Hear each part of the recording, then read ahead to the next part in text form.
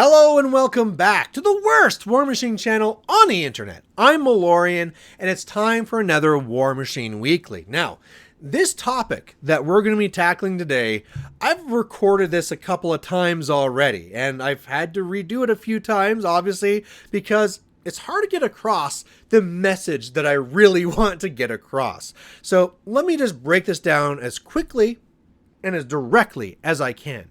The topic that the patrons chose today is how to really win Warmachine. Now, the idea I had for bringing this up is that Robbins Nest Studios had a video that was called "What are the win conditions for Warmachine and Hordes?" And as accurate and as great as that video was, it didn't get down to how you really win Warmachine. And what I mean by that is that there is the way that the rules say you win the game, and then you have to realize what that means you really should do to try and win the game. Now, what that relates to then as well is that difference between the casual player and the competitive player. And I've been doing a lot of videos lately talking about the casual play.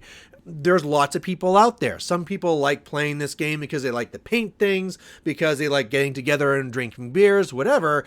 And then we have a whole spectrum, and on the other extreme opposite side, we have the people that are really playing this game because they want to prove their worth. They want to go in there and win the game and show that they are good at this, right? Just like a competitive person going into the Olympics, want to be the best long distance runner or whatever it is, they are in it to really prove all the effort that went into getting this far and getting that trophy in the end that says like, yes, I am the best of what I was trying to do right now.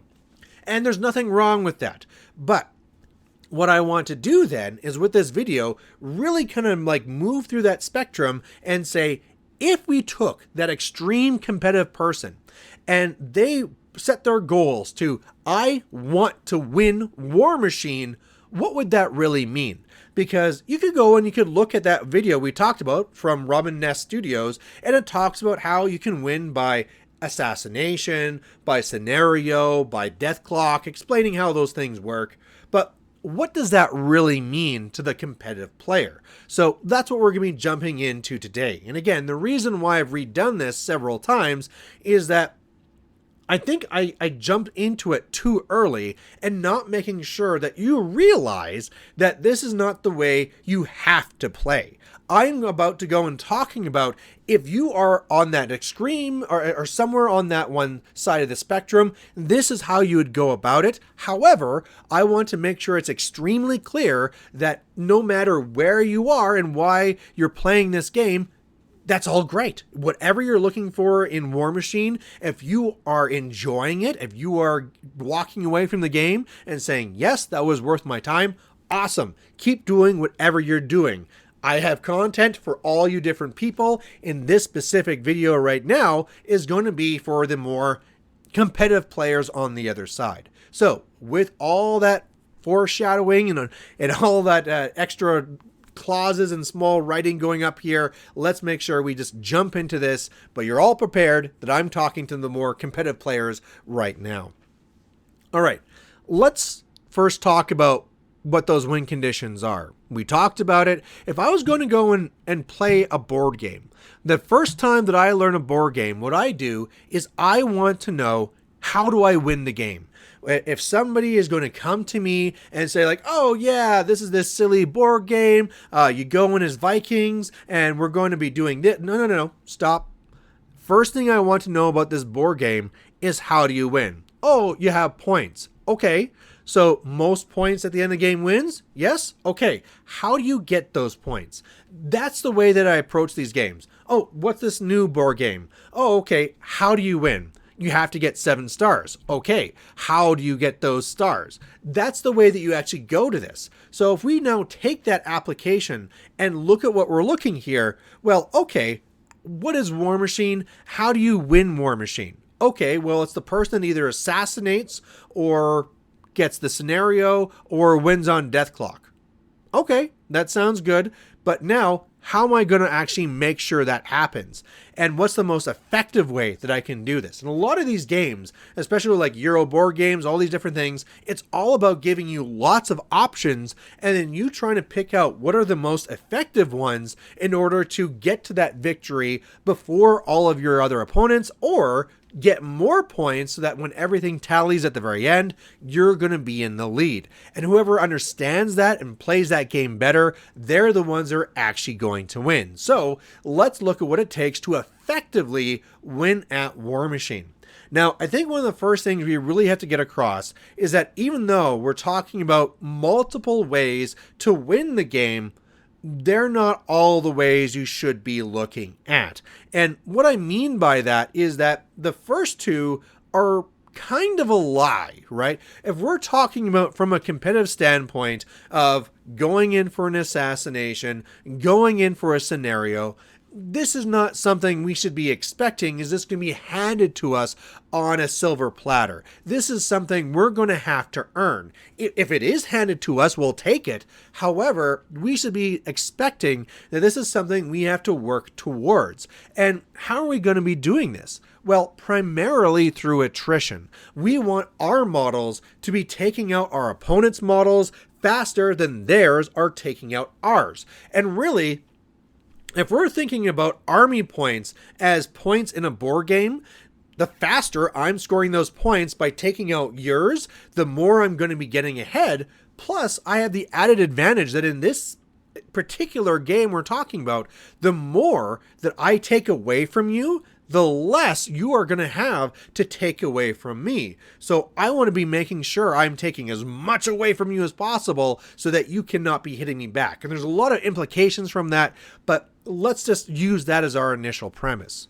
Now, with that idea in mind, we have to be making sure we're building our army exactly with that attrition in mind, because that attrition, once we get ahead, well, that's when those other things happen, right? Okay, I've now taken so much away from you that you can't defend yourself in scenario. I have now taken so much away from you that you can't stop yourself from being assassinated, or more so, those might even be linked. In order for you to not let me win on scenario, you now have to use your caster as a more upfront resource, and that's now something I might be able to snatch away. So again, the more that I can be pushing the attrition, the more those actual victory conditions are actually going to be coming to us. Now, let's also be talking about Death Clock. Death Clock is also another thing where, depending on who I'm playing against, it might be a free win handed to me on a silver platter. Sure, I'm playing against a newer player, I'm playing against someone that is not having the fastest time on their side, and I can just win through clock.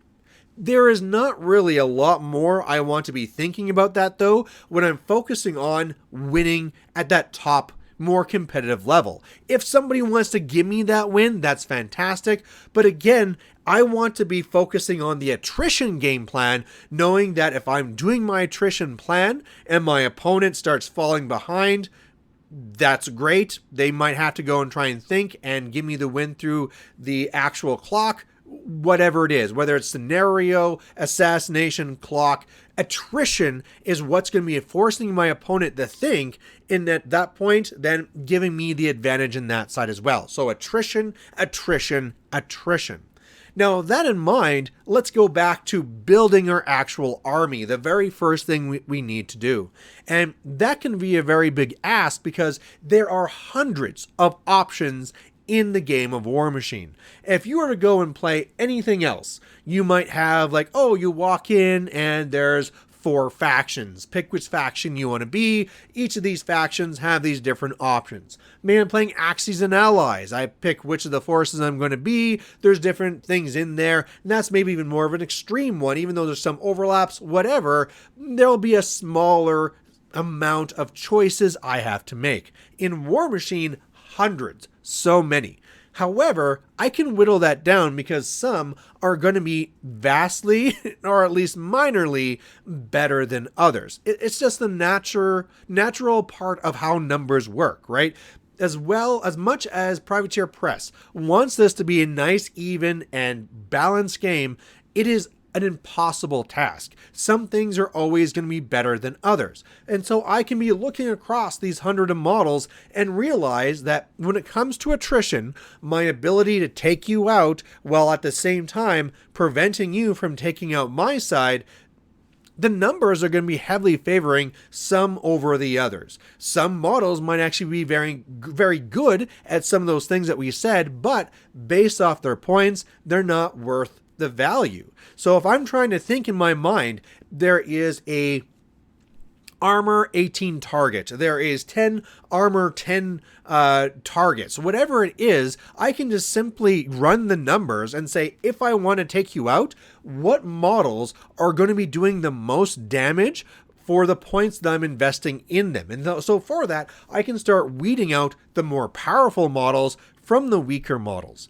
Now, when I go and start doing that, I'm going to probably start realizing that some of these are going to be more in one faction than the others. All the factions will have some things that are strong, but I'm going to notice that one faction is really going to be having an advantage. And this is where I want to bring up the idea that you can't let yourself fall in love with ideas and themes. This is not the way that you win a game of Warmachine. If I go into this and saying werewolves, that's my thing. I'm going to be playing werewolves. Oh, what faction has werewolves? Oh, Circle Oberos, that's my faction. How am I going to build this? Grab the werewolves. No, that's not how you're going to be really trying to win a game of Warmachine. I'm going to be looking across all the factions, and if I realize that maybe the strongest or a larger concentration of strong models are all in this one faction, I'm going to go there and play it. If I'm playing that and things change so that now this faction has all the best models, I'm going to change. Sorry, goodbye, I'm going over here. I don't have time for allegiance. Allegiance does not win you games. I need to be making sure that when I'm trying to win this game of attrition, I am setting these numbers in my favor and taking the best models on my side in order to do that. Now, as I'm doing this and I'm narrowing things down, I'm saying, based on that attrition math, this is the faction that I want to be going with. It has the most strong ones. I'm thinking these are the strongest models. I also want to be thinking about ways that I can be skewing that damage math. Because it's one thing to say this model can go in there and actually be doing this amount of damage. But that's exactly the same thing that Privateer Press is doing as well. What I need to be doing on top of that is that what can I do now that I've narrowed it down to this faction to skew those numbers to the extremes? So what I'm meaning with this is that if I decide that this choice can be doing X damage, and that this is really great for the points I'm putting into it, this is the best value, well, I can be taking as many of those things as humanly possible, and that might be the way that I think I'm going to be doing the best in the game. However, that turns out to be not necessarily true. It turns out that if I put in options in there that skew the math, it works out even better. So maybe instead of taking all of those same choices, I take one of those out and add in some things that skew the math. A very easy example for this is something that's going to be going and adding extra damage. Something like, hey, if I go and I hit you with this, maybe it's a spell, it's a shot, whatever, all other things coming up are going to be getting +2 damage. Or maybe this thing knocks you down, so that once it knocks you down, whereas some of these other options might have missed, now they're all hitting. And now you can kind of see by making these small choices here that is going to be applied to every single piece of math coming up over past that, that's going to be really setting ourselves up for success and realizing where you can be skewing this in both those directions. How you're going to be trying to be doing damage to your opponent and how it's going to be done coming back to you. Maybe something where you can be layering defense so that your defense is going to be skewed so insanely that they can't really even hurt you whatsoever. Or maybe skewing the damage so insanely that the smallest of your models can be decimating the most powerful ones on the other side. Again, making sure that you're doing as much damage as possible for the lowest investment. That's going to be absolutely important. The next thing here is realizing how critical math is going to be to this whole process. You might want to just be able to say like, okay, great, I'm going to go into this and I'm just going to be, tell me what's the best. Tell me what's the best. I'm going to be taking it. I don't even want to be doing that initial math. That doesn't matter. You can't not get away from the math of this game. It is a game of numbers and dice. In a game of numbers, that means that you have to be doing formulas about if I have this strength and this armor, how much damage am I going to be doing here? But also the idea that this is a game of dice, and so probability is going to be going into this. And the reason why this is so important is that if it was not to do with dice, this would be a lot like other board games, right? A game of limited resources. And that's something that you should be seeing Warmachine as. Warmachine is a game of limited resources. Whether we're talking about that we have limited activations in our army, whether we also want to be thinking about it that we have limited focus that we can be using for spells and other options, there is only so many things we can do, and we need to make sure that every single time that we allocate a resource and use up a resource on our turn that is going to be bringing about the most return back to us. Again, if it was on a board game and there was an option for me where I can be scoring 1, 2, 5, or 10 points, clearly, if that's the only part that's part of that whole math, I want the one that's 10 points. That's very easy. Once we bring in dice and the idea that there's probability associated, that really changes those things. And it's going to be the person that understands that probability and can do that quick math is the person that's going to be pulling further ahead. A great example here is going to be, let's go back to those same ideas. If you could be scoring 1 point, 2 points, 5 points, or 10, but you could take the 1 point and it's 100% going to happen. You could just take that 1. Or you could go for the 2, but you have a 90% chance it's going to work. Go for the 5, and there's a 50% chance it's going to work. And then go for the 10, but there's a 10% chance that that's going to be working. Well, what does that actually mean in the math? And again, this seems like stupid math. Why are you doing this in a video? But this is going to be very important. So hang on with me and we'll get there. We said in that first one, 100% you can get that one. That is going to be a value 1 choice to you. You are expecting to be getting 1 point from that. Great. The next one there was 2 points, 90% probability. Well, that'd be 0.9 for the first 2, 0.9. Well, that's a 1.8 that I should be expecting to get. Already between those two, I want to be going for the 1.8 on average as opposed to the 1. Well, what's the other one? We said the 5, 50% chance. Well, on average, I should be expecting to be getting 2.5 from that. That's higher again. What about that 10.1? That's a 10% chance. So 10% of 10 is 1. Get that one out of there. That one, there's a big reward, but it's not worth the risk. Get this thing out of here. That's going to be applying when you are making your choices in Warmachine. When I try and shoot you, there's going to be a probability that that's going to be hitting. When I do damage, there's going to be a probability of how much damage that's going to be. Maybe I need to just surpass your armor once to try and kill a 1-box model. Maybe you're a multi-box model and I need to be doing 5. Maybe I need to be trying to take out a cortex. Who knows what it's trying to do? There is probability in there. Maybe you have a tough roll. Maybe there's something else. These are things I need to realize. Now, something else that goes on with that probability as well is realizing that in most cases here, it's not ever going to be 100%. There's a few times where you'll be in situations where there's a knockdown model and I literally just need to go over there and I'll auto hit and auto do a wound and they'll just be dead. Those will sometimes be there, but the vast majority of the times, nothing will be 100%, meaning there will always be that risk failure associated with it. And then with that, what is the risk of that failure? Not that the fact that we're saying that there's a 10% chance that this doesn't work, but what does that mean if it doesn't work? It's one thing to say that I won't be getting the value by not taking that piece from your army, but what will that mean then on the next turn? If I don't go and take those pieces from you, remember we said that we want to be taking points away from our opponent because the way that Warmachine works, they're going to be using their remaining points in their army to be taking points back.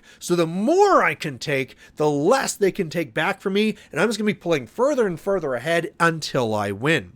So with that in mind, if I fail and I leave these resources in your hands, what is that going to be in return?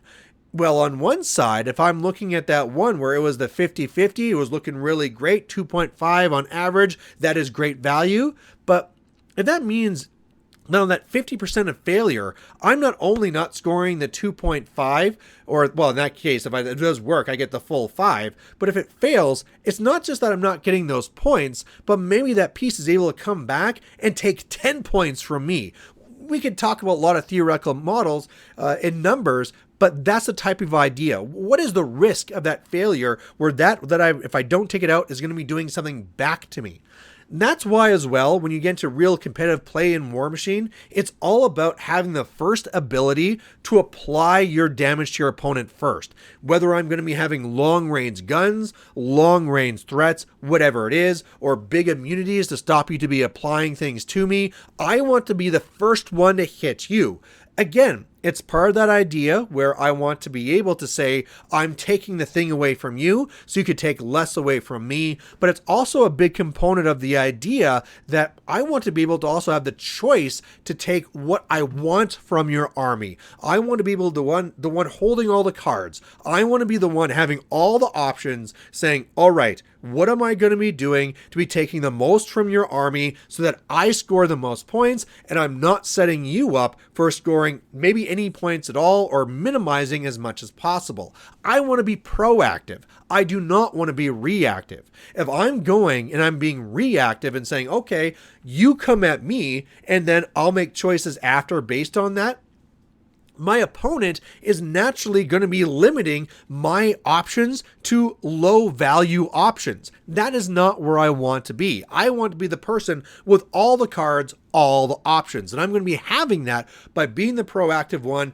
that can be putting my force out there, applying it to you, whether it's long threat guns or long threat charges, and saying, I can do damage to you without you doing anything back. Maybe I have, again, long range guns that are going to shoot you and I'm not even within your charge range. Or maybe it's something too with the ability where I have the long range combat where I'm able to go in, take a big alpha at you, and then I'm able to back away, get somewhere where you can't be striking back. Whatever it might be, there's a lot of different rules in Warmachine. We'll be talking about that in a second. I need to be doing that where I'm getting the most from you and giving you as little back. And in order to do that, that math is important. That's the whole reason why we're talking about this, because if you are not able to be a person that understands math, that's not going to be a recipe for success for you winning a game of Warmachine. So far, we've talked about two very easy ones. We've talked about the idea where in order to win a game of Warmachine, you have to realize it's all about attrition. You're going to do that by looking across all the models, picking the ones that are doing the most attrition work, skewing the dice so that it's going to be doing as much damage as possible. And then when you get into a game, realizing that it is a game of limited resources and having to make choices with the most high value plays, understanding that there's probability with math, and then using that math and the understanding of the risk of failure to always be making optimal plays every single time, to be pulling more and more ahead of your opponent, getting ahead on attrition so that you are able to dictate when it's time to win by scenario, by assassination, or maybe they're just going to have to go and lose by clock as they're trying to find some way to get out of this. Now, let's talk about the third way, which is a way where the reason why I've had to re-record this video a couple of times, because I almost don't want to include this, but if I'm really going to embrace this competitive side and what it really means to win Warmachine, this has to be in here. This has to be in here. And that is knowledge. I cannot stress enough how much knowledge is the reason why you might win or lose a game of Warmachine. If we are trying to compare it to something like chess or something like that, where it's all about the piece trading and I want to be getting more value than you, that's nice and simple. You can learn that. That's easy math to be done. However, this is not simple.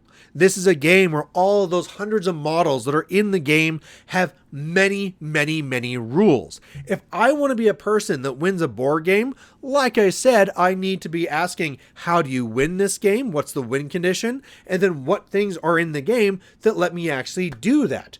But the way that I'm going to do that is I have to read through all the rules so I can understand the implications of my options, so I can actually be making sure I'm making those optimal plays. And that might mean that I'm going to be reading a pamphlet that is 2 pages, 5 pages, 10 pages, 20, whatever it is. I need to understand every single rule in that board game so that I know all of my full options and the best way to make the optimal one.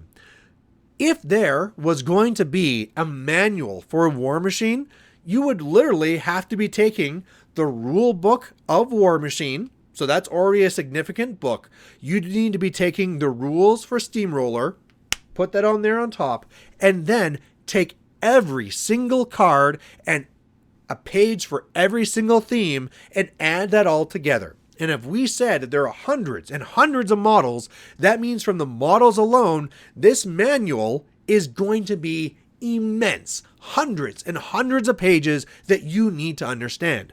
And that might sound insane. That, like, how could you expect that, Malorian? How could you expect me to understand all these things? However, how can you do the math? How can you be running the probabilities if you don't understand the rules behind all these models?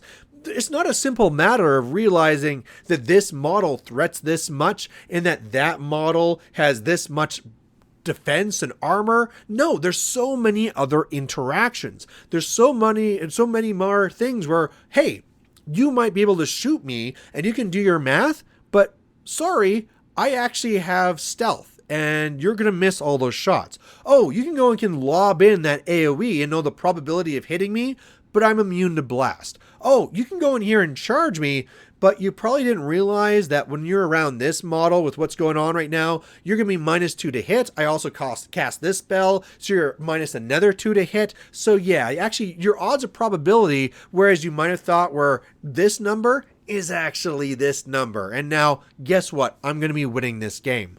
And that's another part of this here too, about this power of knowledge. It's not only something where if I understand the game and all of its rules and you don't, I have this mental advantage because I can make more optimal plays because I know of all the options available to me. However, there's also the idea as well of gotchas. And the idea that that lack of knowledge can not just mean that they're making suboptimal plays, that they are making fatal mistakes that will end the game.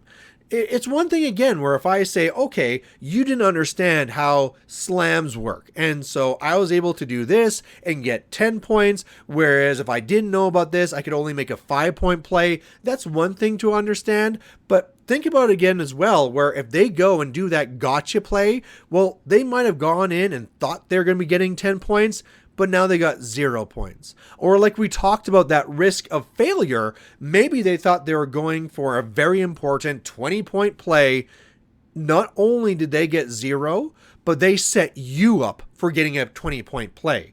And again, if we're thinking like a board game, a very simple thing where we're trying to race around and get as many points as possible, clearly, if we have that swing where you did not get 20 points and I did, that is a huge difference. And maybe it's even past that. Maybe you're setting me up so I can just now kill your caster, win on scenario, whatever. And some great examples of these things might be simple things like countercharge. If you don't realize that I have countercharge, but I do, you go in expecting to have this play, I countercharge, and maybe that's I do some damage and destroy you. That might be cool, but maybe now because of where it's happened in the activations, well, you have nothing else to deal with that heavy that countercharged up, and now I can actually get on your caster when you thought you were safe and had already activated it, and now it's too late for you.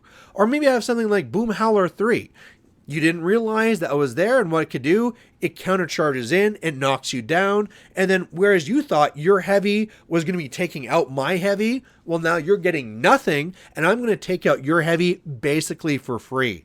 This is a massive thing in a gotcha is going to be just giving you these free wins. We talked about the silver platter, about the idea where, sure, somebody might give you a silly assassination, somebody might give you a silly scenario, and those will typically be against new players. However, these gotchas can happen all the way through, because even at that highest level, people just don't know all the rules. And so if you are setting yourself up for success and know as many of them as possible, you can be getting those gotcha wins against opponents. Go to a tournament, talk to all the people that lost their games, and ask them why it happened. You're going to be finding more often than not that it's because of a gotcha. You'll be having some people saying like, oh yeah, we played a close game, and then on turn 7, it was all over, we added up, and it turned out this person was just ahead. Great. If this was a thing where value play, we played to the end of the game, added up, that's it, that's the type of answer you get. But that's not what you get when you ask people that in tournaments. It's like, oh, it was going well, and then I messed up this play, I didn't realize I had this, and then, it turned around and I lost it. There's a key moment. There is a key mistake that somebody makes, and the game goes from a very tight, close race to a dominant win. And that is that gotcha play. Now, if we understand that value and that power of information, it is one thing to say to arm yourself by doing as much research, by doing as much reading as possible so you can know all these things, but it's also an additional thing that you need to hold your cards tightly. If you understand all of these rules, you can't be the person that tells it to your opponent. You can't be the person that says, careful, I'm about to countercharge here. Careful, if you don't boost a hit, I have dodge and I'm going to get out of there and you're going to do no damage whatsoever. Careful, I haven't used my hermit yet, it's in range, and if you charge in, I'm just going to negate the charge attack damage, and that's really all the dice math you're going to be having. Your couple of bot attacks won't do anything back, and I'm just going to take your heavy out. Although you might feel, because to be the nice person, you need to be rewarding your opponent with that and warning them and letting them know. If you're a person that really wants to win Warmachine, those are your cards. Those are the things that you're using to try and win this. Would you go to a poker game and say, I see that you want to bet more money, but I actually have 2 aces? No, of course you wouldn't. That's not the way the game's played. Yeah, go ahead. You might even play it up and bluff it and be like, oh man, oh boy, I hope you know you're going to take my car. You're going to take my car. My wife's going to be so mad. I've lost it all again. I told myself I shouldn't be here. Oh, you go all in. Sure, take all my money. Boom, I win. Thank you. Sure, you could play that bluffing game. I don't want to be putting that in that type of in the video. I don't want to have a whole section here. I just need to kind of mention the bluffing and be a part about this. The main key part from that, though, is that hand, is that information, and realizing that when your goal is truly to win Warmachine, you need to be keeping that to yourself, setting yourself up so that not only you know the information that's more than your opponent, so you can be making usually more optimal plays than them, but also setting yourself up for that opportunity that they might be giving you that got you in, that's just going to be ending it right there and giving it all to you. Now, another part 4 that we have to cover here. We talked about needing to go through and build your army for attrition. We talked about needing to do the math. We talked about the importance of knowledge and guarding that knowledge. But the last thing that we need to do and talk about, part number 4, is going to be kind of going to the math again, but realizing the role of luck. This is a game of probability. We talked about that in math. We talked about the idea of understanding that probability. But another thing that we have to realize too is that we can go through and do everything right from 1 to 3 and still lose a game. We can go through and build the most powerful army, taking the most powerful pieces that are currently in the meta. We can go in and make every optimal play. We can go in and protect our information and do years of studies that we know under every single situation and every single interaction, and yet still lose this game because if the dice are not going to be in our favor and continually go against us and continually favor our opponent, that is just something that can happen. And if that is the case, it is something that you need to accept. Now, the title of this is How to Really Win Warmachine, but you need to realize that sometimes you will do all this right and you can still lose Warmachine.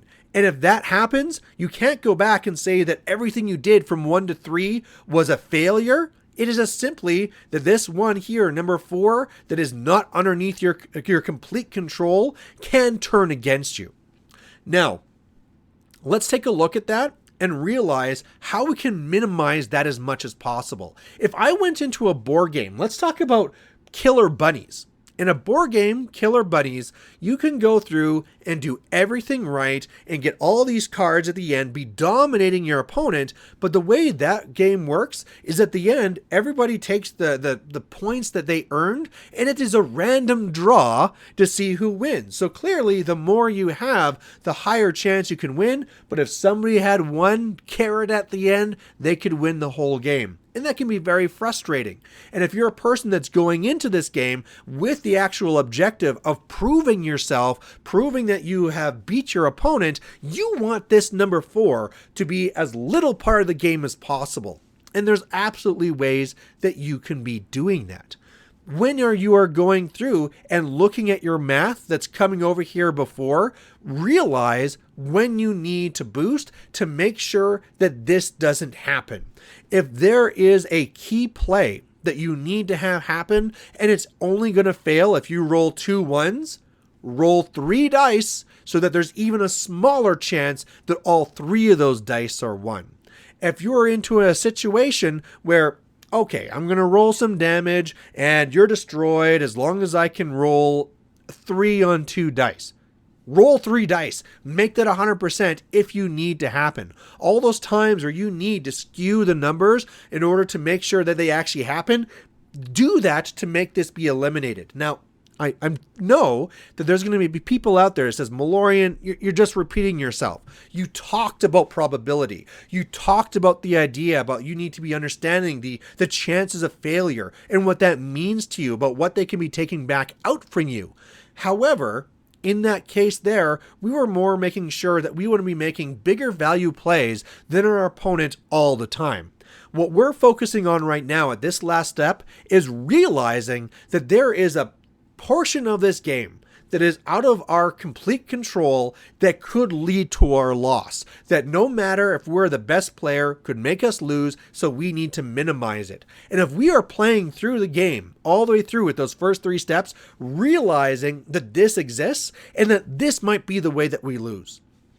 We can be that best player and we can do everything here, but this is the way that we can lose. Maybe this is something like a caster assassination from your opponent on you. It looks like they're going to be losing the game. You have this in the bag. You're already thinking about how you're going to be moving on to the top tables, and then they go for an assassination that has a 1% chance of succeeding, and it occurs. And if that occurs, you just lost the game. It was extremely unlikely, but because of that one little thing that was ridiculous, they just rolled all 6s all the time. They killed your caster. Well, you lost the game. So how are you going to make sure that doesn't occur? By taking it off the table as much as possible. Maybe that means that even though it's not a value play for you, your caster is going to go backwards and make sure that they can't actually go and make any attacks at you at all. It might seem wrong because you're not going to be making that value play. Malorian, you just told me that you always want to be grabbing more value than my opponent. And if I'm holding back value, that is literally the opposite of what you told me to do. However, if I am in that position where I am now already ahead of my opponent, I am now having the forces to be going for the win, and the only way I'm going to be losing this game is that if this very unlikely thing happens, do whatever it is possible to take that off the table. How many times have you also heard this in a tournament? Again, we talked about the gotchas, right? Like, oh, I had this until this happened.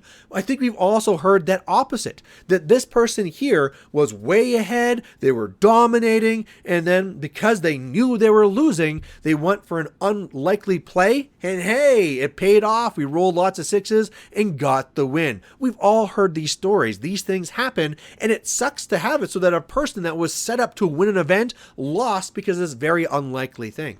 Again, maybe what you actually need to do is not just the fact that you are going to go backwards. Maybe you need to pile on. Maybe your thing's going to actually go and kill box itself. That's insane. I'm now not only not getting value, you say I have to give value to my opponent. Hey, If they're not going to be winning through scenario, give it to them. If that's not the way they're going to be winning, is by having a couple more control points, but by having that 1% assassination, then take that off the table. That is the higher value play when we're now looking for going to the win and trying to eliminate that random chance. So that is the number 4th and most important thing that I want to be saying at the very end here. So at the end of the day, we have now covered everything about how to really win a game of Warmachine. Again, if you went in and you went over there to good old Robbins Nest Studios, did a fantastic job, and said the way that you win this game of Warmachine is either by going and getting assassination, by going and winning by scenario, by going by death clock. Those are the ways that if I was to read in a board game how to win, and I go to like winning the game section at the end, those are the 3 things.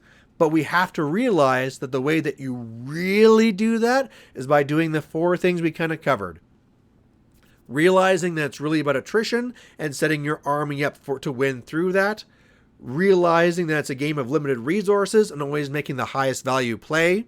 Realizing that it's always going to be about knowledge and you need to be holding your cards tight, and then realizing that it's also a game of dice and we need to be limiting or absolutely eliminating any chance of that lucky loss that might be stealing victory from us.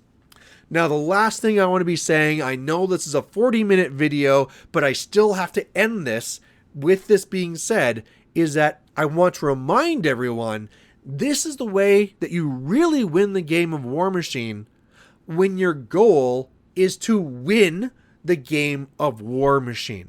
This is for that person that is the ultra competitive person, that is the only way that they're going to be getting enjoyment from the game, or a major portion of the way they're getting enjoyment from the game is by doing this. Do I feel that everyone should be doing this in every game? No. Do I feel that people normally do this in every single game? No, because that's not how people normally play Warmachine. Most people go into a game of Warmachine where another large portion of what they're trying to do is fun. And so that goes back to the whole part of the casual play and things like that. But I really have to stress here that although I've spent 40 minutes telling you dryly how to really dominate and win a game of Warmachine and how to play it like a robot, that's all well and good if that's really what you're trying to get from, but don't feel that you need to do this way, or that if you don't do it this way, that there's something wrong with you. There's a spectrum of how you can be playing Warmachine and what you can be doing for enjoying it. And there's lots of ways where you can be using part of this information. There's lots of ways where you can be making optimal or pretty optimal plays and then still leaving room for your opponent to still be having fun as well and enjoying the game and making sure that they're coming back the next day. But I don't want to go too far into the casual. I just want to make sure that we have that last little caveat at the very end that this is not the say-all of this is how you need to play the game in order to be a good person. So there you go. I want to again thank all of our great patrons there. You know, I have my Overlords, Darrell and David. I have all my Manipulators, Adrian, Andrew, Dorian, Jordan, Kieran, and Sloth Monarchy.